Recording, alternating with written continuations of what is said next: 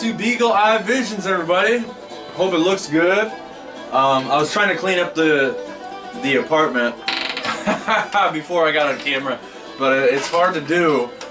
We don't have a vacuum that actually works, so easier said than done.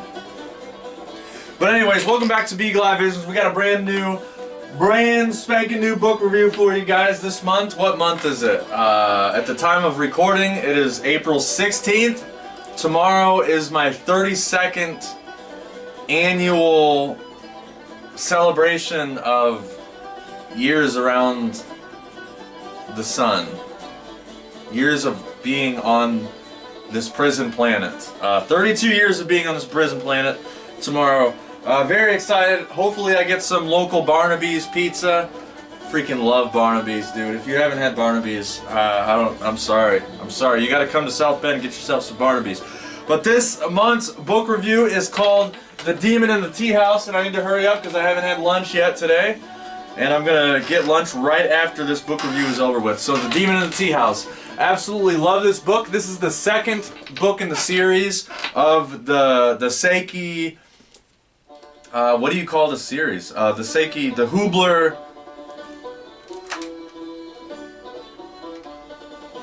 Yeah, the Dorothy and Thomas Hubler Samurai series. That's what I'm going to call it. This is the second book. I already did a book review of the first book, which is called The Ghost in the Teahouse Inn, which is right here because I accidentally bought 2 copies of this book. So I'm going to give this hardcover copy, I'm going to give this to one of my little cousins, and hopefully he actually reads it. This copy of this book has been sitting in my little sister's bedroom for like 2 years, and I don't think she read it, because she's a little slacker. You know, I don't understand why people don't make the time to read books. People say, I don't have the time. It's no, you have the time. You have the time to binge watch Netflix, you have the time to play Fortnite, you have the time to go shopping, you have the time to go out to dinner, but you don't have time to read a measly 200 pages? I mean, I'm sick of the excuses. I'm sick of the excuses. But anyways, it goes to show what people really care about, right? And people do not care about education. Education is on, like, it's not even in the top 5 of what people truly care about in their everyday lives. It's absolutely sickening. But The Ghost in the Teahouse Inn is the first book in the series, and The Demon in the Teahouse is the second book in the series. And after reading this, I got done reading this last night. If I wasn't so broke, I would have ordered the third book in the series. But like I said, we need a vacuum. I don't even want to order the vacuum, you know, but we really need a vacuum. Squirt, hey! Squirt keeps licking his nails too, because he needs his nails done. Hey, quit! Quit! I was going to record in the bed, but like I said, I'm cleaning the bedroom. I'm washing all the bed sheets and all the bedding and the blankets because they smell like dogs. Oh my god, this smells like dogs in here. I got everything, all my eBay stuff is crammed in here. But anyways, I'm very grateful for the position that I'm in. But anyways, The Ghost in the Teahouse Inn. I'll read some sections out of the book, from the covers, and then we'll get into the notes. Someone is murdering geishas. The beautiful, mysterious women of Japan are being killed one by one, and the famous samurai Judge Uka knows he will need help to solve the crime. So he turns to his newly adopted son, 14-year-old Seiki, determined to prove his worth as a samurai. Seiki poses as a teahouse attendant to gather information and winds up entering the dark worlds of demons and revenge. If he is not careful, his dreams of learning the samurai way will never have the chance to come true. Once again, Dorothy and Thomas Hubler have written a mesmerizing mystery infused with a history of fascinating time. Suspenseful and teeming with adventure, this sequel is a novel that stands on its own. And that nailed it. Shut the camera off right there. That absolutely nailed it. It is a novel that stands on its own. The mystery is really good. It's very intriguing. Dorothy and Thomas Hubler Hubler recently celebrated their publication of their 75th book. I think that is amazing. I wish I had the soundboard. I should have hooked up the soundboard for a round of applause for that. That is phenomenal. 75 books, even if they've written them together. Divide 75 by 2, I'm terrible at math. That's impressive. 12 books in somebody's lifetime. Writing 12 books in somebody's lifetime is impressive. And on top of that, their work, which includes both fiction and nonfiction, has been cited for excellence by the Library of Congress, the Parents' Choice Foundation, and the New York Public Library, among others. The Demon in the Teahouse is Hubler's second book for Philomel. Its prequel, The Ghost in the Teahouse Inn, was a finalist for the 2000 Edgar Award, presented by the Mystery Writers of America. It was also named a Blue Ribbon book by the Bulletin of the Center for Children's Books, and the shortlisted for both the... Hey, Sube! Gosh, you guys are distracted. It was also named the Blue Ribbon book by the Bulletin of the Center for Children's Books, and was shortlisted for both the Dorothy Canfield Fisher Award and the Pennsylvania Young Reader's Choice Award. I need to go visit Pennsylvania. I drove through Pennsylvania, and that was as much as I got to visit. I really need to go spend some time in Pennsylvania. But anyways, Dorothy Canfield Fisher Award and the Pennsylvania Young Reader's Choice Award. Kirkus Reviews hailed it as a remarkable novel. I second that. The Hublers have one grown daughter, and the Hublers reside in New York City. Philomel Books is a division of Penguin putting on books for young readers, which is also in New York. Yeah, this book is phenomenal. I'll read the back of it too. Praise for Dorothy and Thomas Hubler's The Ghost in the Teahouse Inn. The plot builds towards an exciting, dramatic climax, an unusual and satisfying mystery that will be enjoyed by a wide audience. Absolutely. That was a quote from the School Library Journal Starred Review.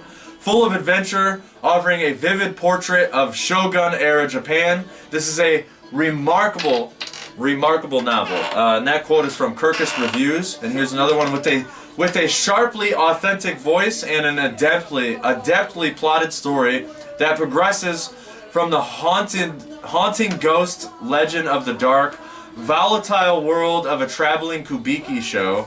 This mystery builds with stirring intrigue and plays out to a satisfying conclusion. Oh, this was all talking about The Ghost in the Teahouse Inn. I thought it was talking about this book. I'm like, what does it mean, traveling a kabuki show? I need to see.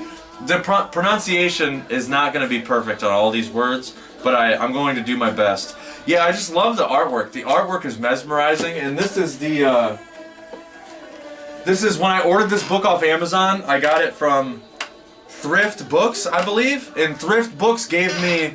So find Thrift Books on Amazon because they gave me this bookmark, and it's, you know, it's not the best quality, it's just cardboard. But it is kind of thick, you know, it's a good bookmark. There's a little clue on there. It's got their logo, Thrift Books on there. Really good stuff. It came with this bookmark, and I used this for the book. Snoopy, quit! Quit it. I'm gonna show what you're doing on camera, and you're gonna be embarrassed, okay? You're gonna be embarrassed to all of the internet, to the millions of people who are subscribed to Beagle Life. To the millions of subscribers of Beagle Life. But anyways, let me drink some W, because yesterday, at the timing of this recording, yesterday was April 15th, which is Dubby's 5th year anniversary, and now I'm going to be streaming all weekend on twitch.tv/BeagleEyeVisions. I'm going to be streaming all weekend because I got Twitch drops on Sea of Thieves. I will be streaming Sea of Thieves all freaking weekend in celebration of W.GG's 5th year anniversary, and Beagle Eye Visions has been with Dubby. I could be wrong, don't quote me. I think I've been with Dubby for 3 years out of the 5 years that Dubby has been going strong. So, quit drinking Red Bull. Monster is disgusting. Nos tastes like battery acid. I just like it because I love cars. And I love Nos and Fast and the Furious, car culture, stuff like that. Stop drinking these disgusting energy drinks. Drink some Dubby. I got some Solo Leveling Igris Strike Blue Tropical Punch in my cup right now. It tastes really tropical. I love drinking this flavor for Sea of Thieves now that I've been playing Sea of Thieves so much.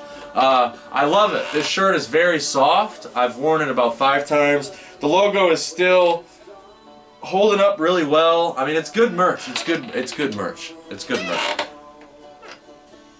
What else is there to say? And I haven't even got to the notes yet. But anyways, happy birthday to Dubby. I love you, Dubby. Thank you for the sponsorship. Thank you for the discount. Thank you for your loyalty and supporting Beagle Eye Visions for all these years. I appreciate you. Shout out to Anthony, the W.GG founder. Anthony, I love you. I respect you. I respect it. But anyways, let me get that in camera. Amazing book. I had so much fun reading this book. I really wish I had money to order the sequel. Ow, my knee's kind of bruised. Probably from working.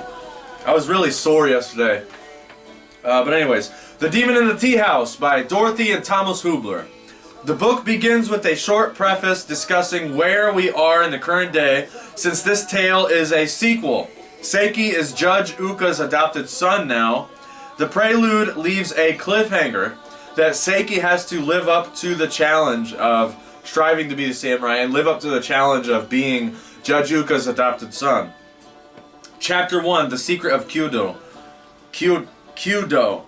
Man, I practice the pronunciation before I do these book reviews, and then when it comes time to step up to the plate, I butcher it, and it, so, terrible. Seiki is with his mentor Bunzo, learning archery or Kyudo.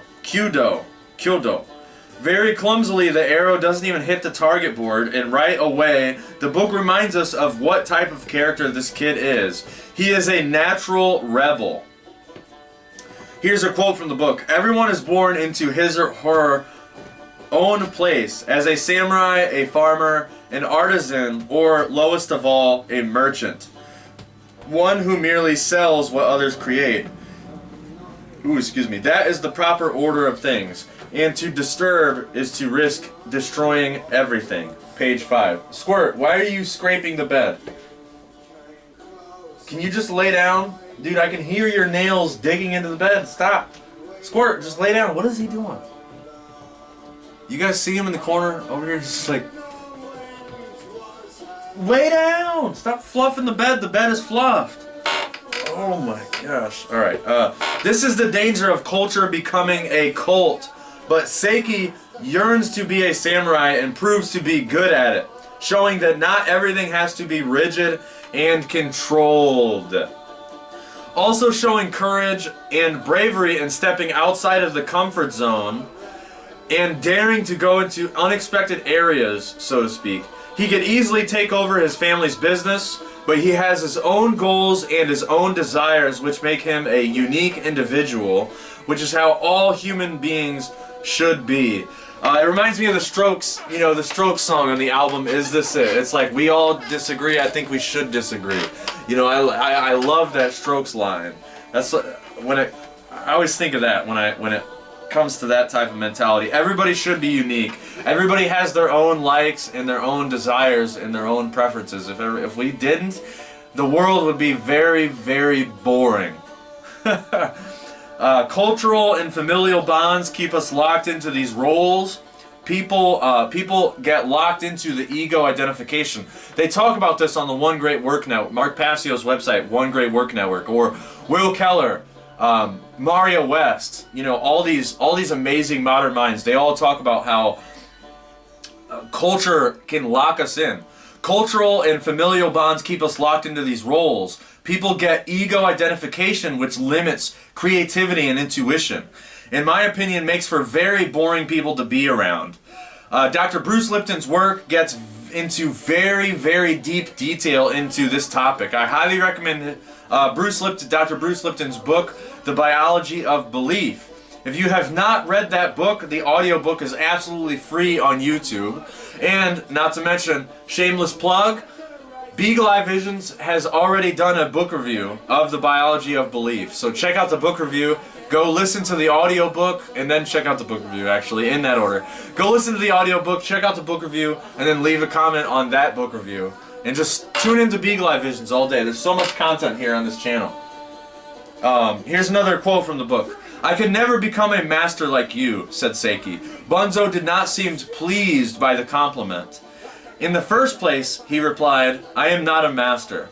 Someday when you see a master, you will know that. In the second place, if you tell yourself you will never be the master, then you are already defeated." Page 9. This is why I love Bunzo. I remember him from when I read this book in John Young Middle School. He is a badass. Bunzo is keeping Seiki safe while Judge Uka is out of town. The judge was summoned by the shogun of Japan. A shogun is a military leader, so when he says you need to see him, you better go. A shogun is the military leader of all Japan. Yeah, he's the military leader of Japan. He is the head honcho. Nearing the end of chapter 1, everyone present in the judge's house is eating food, while a messenger shows up to deliver a message to Bunzo. The message is in an elaborate box with Judge Uka's seal. The message reads, "The flowers of Edo are blooming. Come at once with everyone available." The chapter brews up so much intrigue, getting me ultra fired up to continue reading the book. This is what a good writer does. He builds tension and makes the reader or watcher, you know, if you're watching a TV show, ask questions. What's going to happen next? The Fallout TV show is absolutely garbage, by the way. Just a fun fact. I had to bring out the Fallout TV show because it's absolutely garbage. The Fallout TV show does get you intrigued and does get you answering those questions, but it ultimately leaves you flat. So getting into chapter 2, the Silk Seller's Story. In chapter 2 we are traveling with Seiki, Bunzo, and the rest of the samurai that were in charge of protecting Judge Uka's house. The group is traveling by horse to Edo under Judge's orders. Edo is on fire and requires all hands on deck. Seiki updates Uka on his Kyoto training. Seiki replied, "But I do not understand. Why is it not good to concentrate on improvement?" "A good question," said the judge. "The answer is difficult. It is because the mind wants to control the body. To achieve mastery, the body must learn to move without thought. The act that requires skill must be as natural as pulling one's hand from a fire. A true master achieves the level of no thinking called muga, in which the mind does not interfere with the body." Page 17. That quote right there shows the intelligence of Judge Uka. The ego wants to control the body. To control in general, the ego always wants to be in control. An out-of-control ego leads to hedonism, self-indulgence, and mini-me Satanism. We must master the ego as well as one can master emotions. We must use the ego as a tool to our benefit instead of the other way around. Profound logic. Profound logic. You will never find that type of education subscribing to Disney Plus. I promise you. I promise you. The only thing you're going to find subscribing to Disney Plus is restrictions, is whitewashing of history, you're going to find censorship. You're not going to find that type of wisdom anywhere in Disney Plus. I promise you.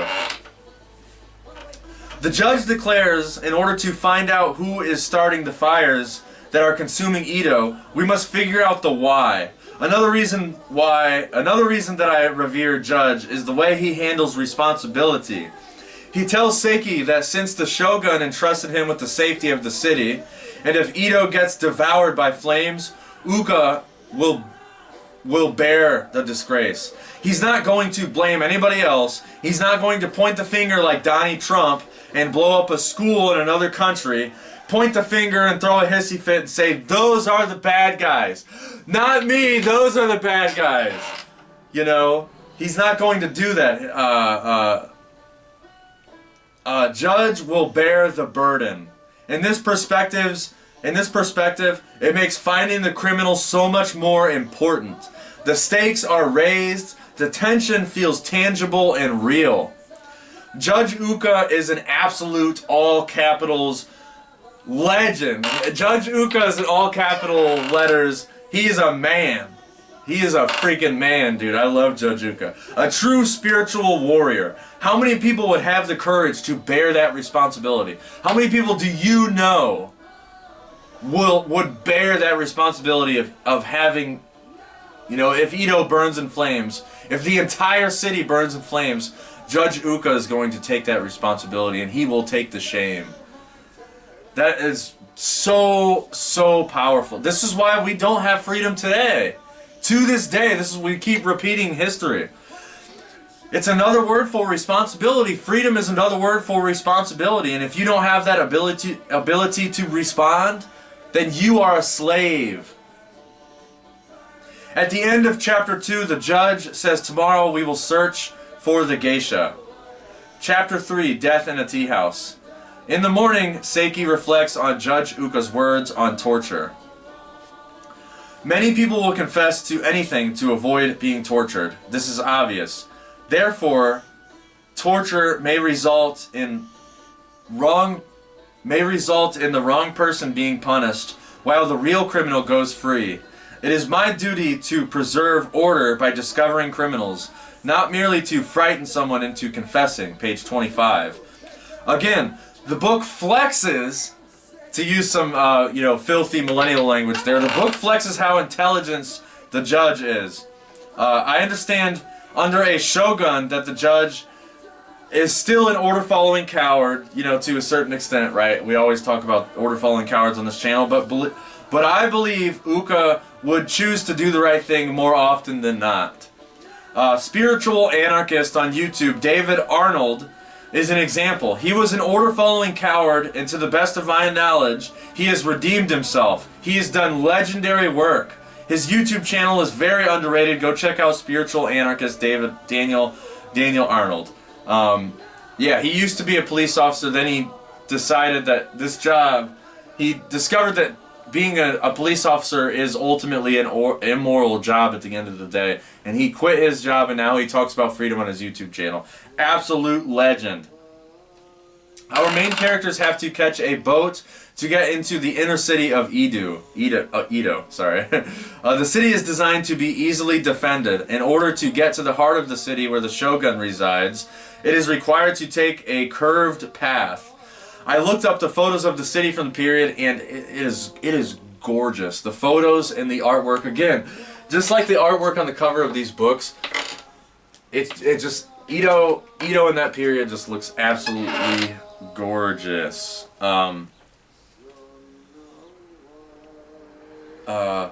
So yeah, with the advent of smartphones, reading books like this and using your resources to look up photos makes the entire tale seem so much more alive, right? Because like when I was growing up in middle school, sorry, I gotta go on a rant to show my age here.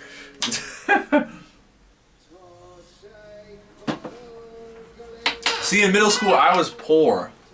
I never had a computer, right? Like now, I'm very grateful I have a computer right now. Somebody gave me this computer, by the way. I can't even afford an awesome computer. I'm very grateful to have this computer.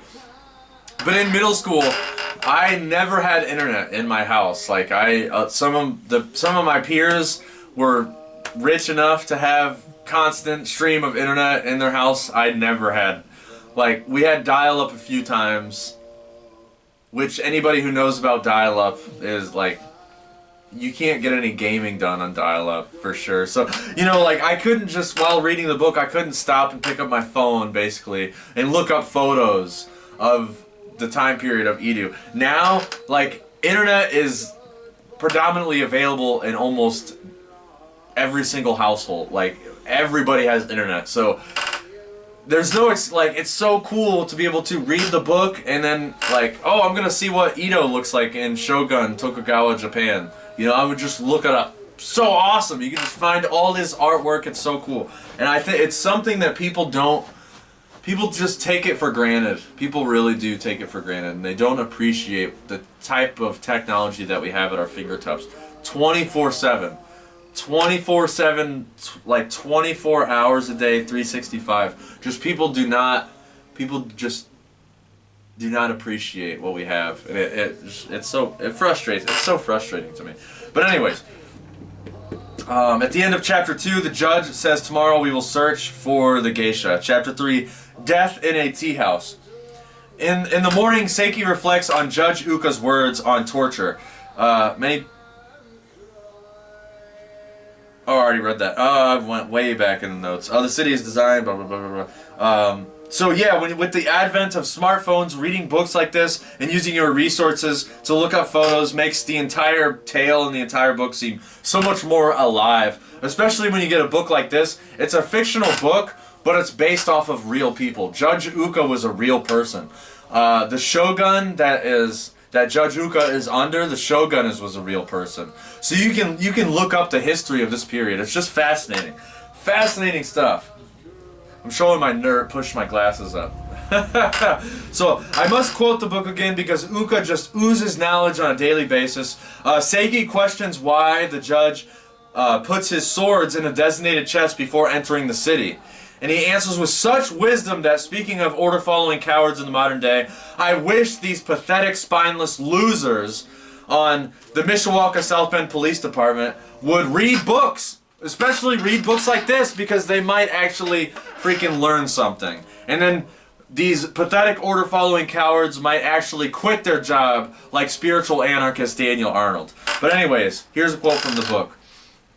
But you are the Shogun's official, said Seiki. You have a good reason to carry your sword here.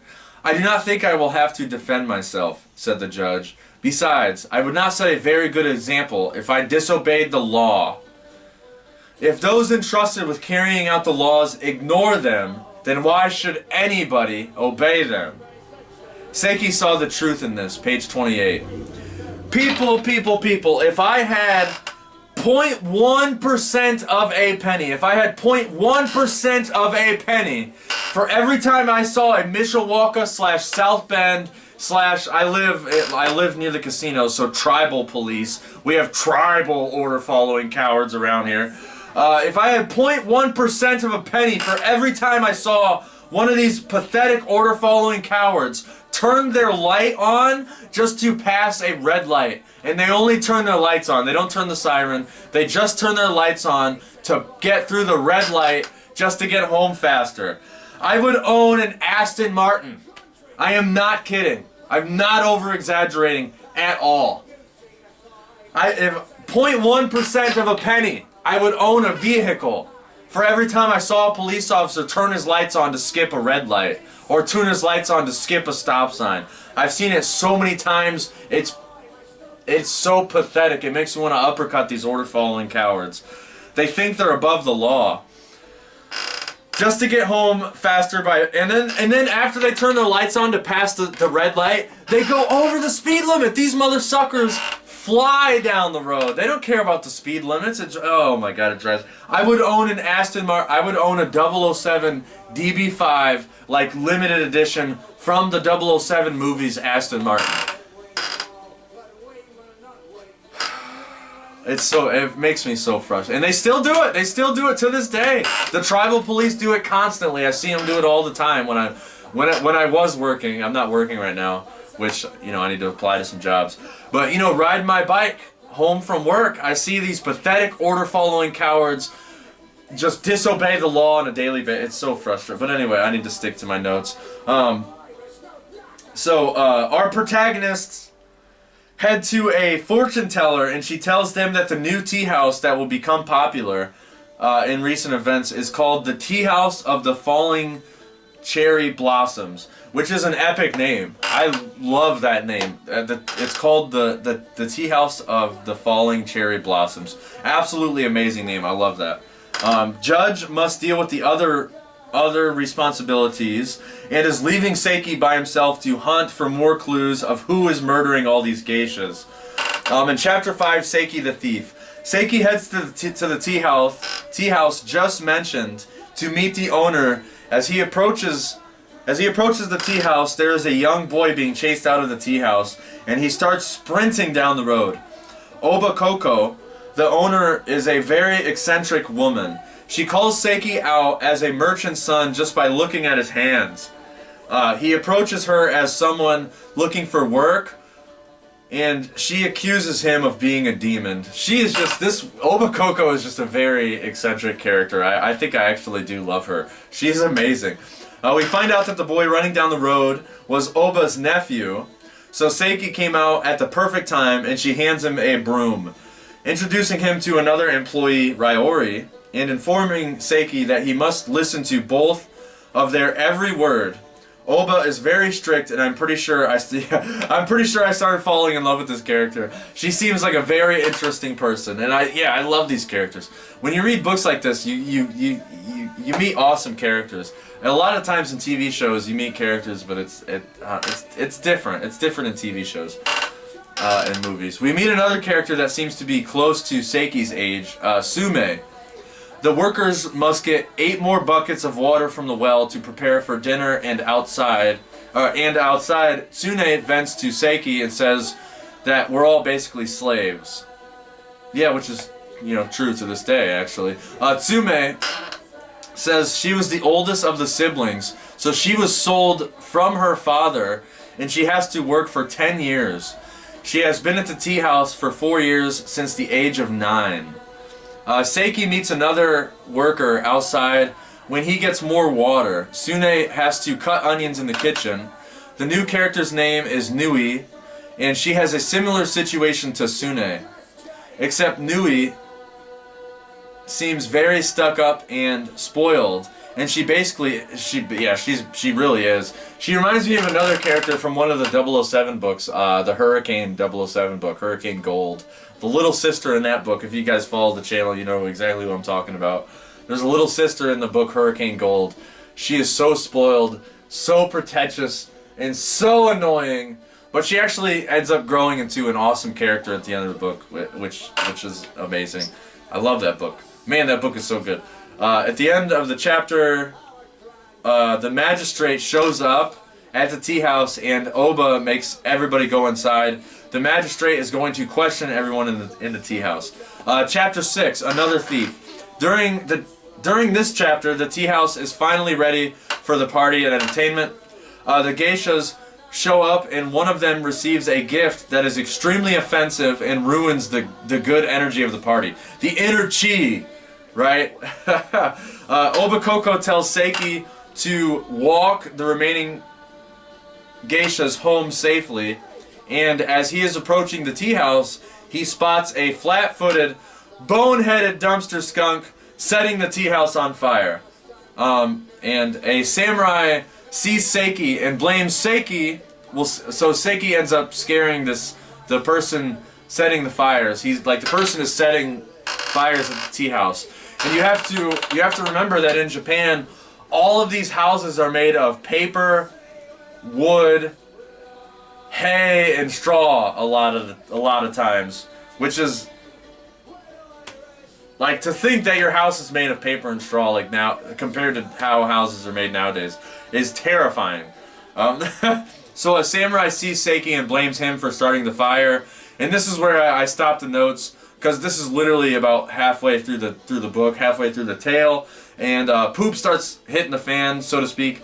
And again, to the best of my knowledge, people aren't talking about books on a daily basis. To the best of my knowledge, these books are still, to this day, very, very, very underrated.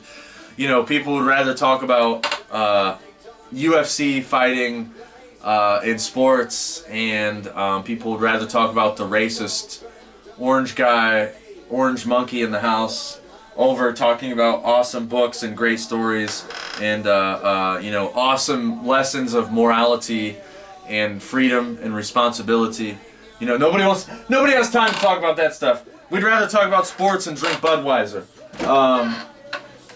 But anyways, that is the end of this book review. I really, really appreciate it if you made it this far. I truly appreciate you. You're an absolute legend. If you want to support the channel, and support Dubby, stop supporting big energy drinks. These big energy drinks don't care about you. In fact, I don't know if Anthony cares about you or not. It's to be determined. But I think Dubby's a pretty cool company, and hey, they're willing to stick their neck out there and sponsor Dubby, or sponsor Beagle Eye Visions. So shout out to Dubby for that. thought Snoopy was eating his butt again. I'm not gonna show you guys the bed because I'm washing. Like I said, I'm cleaning. I'm cleaning in here under the springtime cleaning. Dubby is over halfway gone. My stomach is growling. I'm very hungry. Hopefully, maybe I got some eBay money. Maybe I can walk to Subway or something, get some more vegetables. I love vegetables. I have ramen in here. I got ramen in my little apartment. You know what I mean? But it's ramen. You know what I mean? I got the hot and spicy ramen, but it's ramen. It's not. And ramen still uses beef. Like beef fat, so this isn't totally, you know, vegetarian, so I'm still consuming dead flesh on a daily basis, which makes me hate myself. Yeah, I'm starving, I'm hungry. I'm gonna be streaming all week to celebrate Dubby's birthday. I'm literally streaming all freaking weekend. I'm streaming all freaking weekend, all day long. The only time I will not be streaming on Friday is when I go out to dinner with mi madre and her boyfriend. They're going to buy me some pizza and probably some Two Hearted beer. Two Hearted is the best local brewery, local beer from Michigan. I freaking love Two Hearted, man. Two Hearted is so good. It's going to be so... That's the only time I'm not going to be streaming. So I'll be gone for like an hour and a half, maybe 2 hours, depending on how long we stay at Barnaby's. I like lingering around, but everybody always wants to leave because, I don't know, nobody wants to hang out with me or something. Nobody likes me, nobody likes me. But anyways, this whole book review, I've been playing the Banshees again because I posted some Banshee songs on this here YouTube channel, and I didn't get slapped with copyright or anything, so shout out to the Banshees. I love you guys. I really want to come back out to Chicago and hang out with Matt Bennett and see you guys again. Maybe do an interview with you guys. Support the Banshees, very small local Chicago band that I guess people don't really know about or care about because, again, the things that people care about are as despicable to me.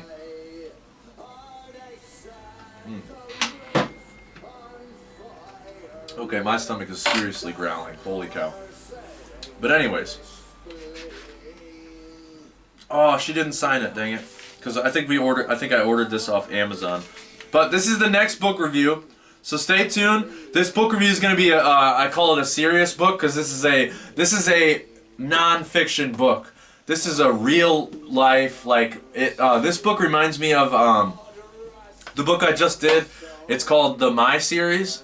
It was my auntie Paula's book, which Auntie Paula did some of these paintings that you guys can see. She did this painting right here. Beautiful, beautiful artwork.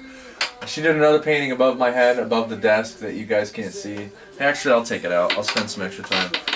I'll spend the time showing it to you guys because it's an amazing painting. So this is kind of a self-help book. Look at that. Love that painting. Love that dude. He's a cool guy. But it's kind of like a self-help book. It's going to be talking about natural law and morality, and we're going to be talking about doing the right thing. Because it's the right thing to do, we're going to be talking about higher learning. You know, this is an amazing book. It's called Effed Wide Open. The Rude Awakening of the Heart-Based New Humanity. This is the second edition of the book. And the quote right here on the cover says, "You are the divine in the flesh." I love this book. I've never read it before, unfortunately, because I'm a slacker. So, long overdue, especially since I just did the Shadow Work seminar with Mark Passio. Maria West is an absolute legend. She is a content creator on the One Great Work Network. There she is. Very beautiful. Content creator on the One Great Work Network. She's an absolute legend. I love her work. Her work is very inspiring. It always gets me very fired up. Love her. I absolutely love her work. She did a video just on her YouTube channel where it was just like cleaning your body, get behind your like she's like everybody needs to clean your body, get behind your ears, put lather, you know, it's just like it was an amazing video. It was making us all laugh. A lot of the people in the comments were like laughing. The comments were hilarious. But I'm very excited to do this. Very excited to do this book. You can visit her website, marjawest.com, marjawest.com. Very excited. So it'll be in the same vein as Chris Jansen's The Book That Changed My Life. It'll be in the same vein as the My Series book that I did. I still need to finish that book. Oh, the I Am series. Sorry, it's right here. Got my, this book. I already did it. What was it? Last year? Or this year? I can't remember what month that book was. The I Am series. Very good book. Very similar. Self-help, shadow work type of a book, which if you've never heard of shadow work before, it's working on the self, right? Working on the dark aspect of the self, right? And bringing it to the light. You know, working on the ego, like what we talked about earlier in this book review. Working on the ego. Use the ego as a tool. You are not a product of your ego. You know, you are in control of that. Just like you are in control of your genes. We are not a product of our genes. We control our genes. We have control. We can control our consciousness. It's about the only thing, you know. Accept what you can't change and change what you can, right? But anyways, can't wait for this. It's going to be an amazing weekend. I can't wait to start this. I'm going to start this book immediately. Actually, probably after the weekend, because I'll be drinking some grogs and petting some dogs, and yeah, I'm very excited. I'm gonna have so much fun this weekend. So make sure you tune into Beagle Eye Vision's Twitch.tv. If you want to support the channel, use code Beagle Eye Vision without the S at w.gg. Get yourself 10% off your entire purchase. Get yourself like 4 of these dub tubs, man. You will not regret it. I love Dubby. It's so good, delicious. It's cheaper than your average energy drink. Energy drinks are up to $3-4 now. I've seen there's some Red Bulls that are $5 a can, dude. That's robbery, highway robbery. Just for high fructose corn syrup and sugar, that's gonna make you crash and make you want to take a nap at 2 p.m. in the day. Like, come on, dude. Support Dubby. And if you really want to support the channel, you can find the Beagle Eye logo, Cash App, money symbol, Beagle Eye. If you want to donate. You know, anything helps. Yeah, those are some ways to support the channel. I'm probably going to upload a new song. I've been practicing a new song recently, so I'll upload a new cover song. I probably should try to get a job tomorrow. But I got a big job in May coming. And if I have a big job in May, which the job in May is going to take like a week to get done, and then, like, you know, most jobs don't want to work with your schedule because most managers are lazy pieces of trash, just like all the order-following cowards who think they're above the law. But anyways, I'm done ranting. That was Dorothy and Thomas Hubler's The Demon in the Teahouse. Make sure you buy a copy. I got a copy of this book. I think it was like $13-14. Dirt cheap. Dirt cheap. Hours of entertainment. I was literally reading all day yesterday. For like 4 hours I was reading yesterday. Worth every single penny. Worth every single penny. And then you go and take these books and talk about the amazing stories to your family and the amazing lessons that you learned about natural law. Remember, people, do the right thing because it is the right thing to do. Stay tuned. And stay gold. That's a random band. That is not the Banshees. Stay tuned, stay gold. The next book review, this was the book review for May. So then the next book is going to be June. So happy May. I hope you have a great month. Stay tuned. Stay gold. Look for F's wide open. It's going to be a really good one. All right. See you, everybody. Stay gold, everybody.